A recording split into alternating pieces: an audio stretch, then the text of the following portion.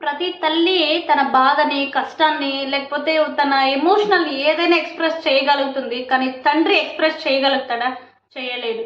తల్లి బాధ ప్రపంచానికే తెలుస్తుందండి. కానీ తండ్రి బాధ తన మనసుకు తప్ప ఎవ్వరికీ తెలీదనమాట. పిల్లల్ని మనం భయపెడుతూ ఉంటామనమాట. "ఏయ్! డాడీ వస్తున్నాడు చూడు, నువ్వు వెళ్ళిపో" అని. ఆ భయాన్నే చూపిస్తూ ఉంటాం. ఒక్కరికన్నా భయపడాలి అని చెప్పేసి ఒక కారణంతో. కానీ తండ్రికున్నంత ప్రేమ, తండ్రికున్నంత కోపము, తండ్రికున్నంత ఆప్యాయత తల్లికి కూడా ఉండదు. కానీ తండ్రి ఎక్స్‌ప్రెస్ చేయలేడు ఏది. తన మనసులోనే దాచేసుకుంటూ ఉంటాడు. ప్రేమైనా, కోపమైనా ఏదైనా. కోపం ఒక్కటేనండి ఎక్స్‌ప్రెస్ చేస్తాడు ప్రతి తండ్రి.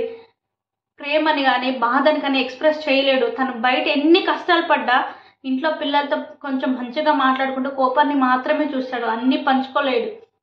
కానీ తల్లి ప్రేమైనా, కోపమైనా ఏదైనా ఎక్స్‌ప్రెస్ చేసేస్తుంది. అందరికీ తెలిసిపోతది.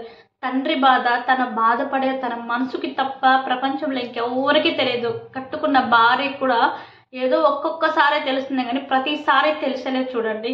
తను చెప్పితే తప్ప మనకి తెలిసేలేదనమాట. అదే మన బాధలు ఎన్నున్నా షేర్ చేసేసుకుంటాము.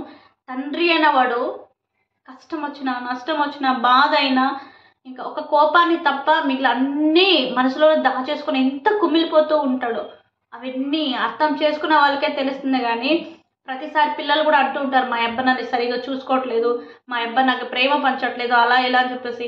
మీకోసం ఎంత కష్టపడుతున్నాడో మీ తండ్రి మీకు తెలుసా? అది తెలీదు మీకు. అందుకనేసే మీరు అలా అంటారు.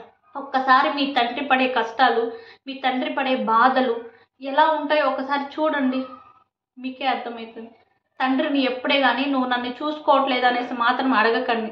ఎందుకంటే తండ్రి బాధ తనకు కుమిలిపోతూ ఉంటాడు మనసులో. ఒక కోపాన్ని మాత్రమే ఎక్స్‌ప్రెస్ చేస్తూ ఉంటాడు.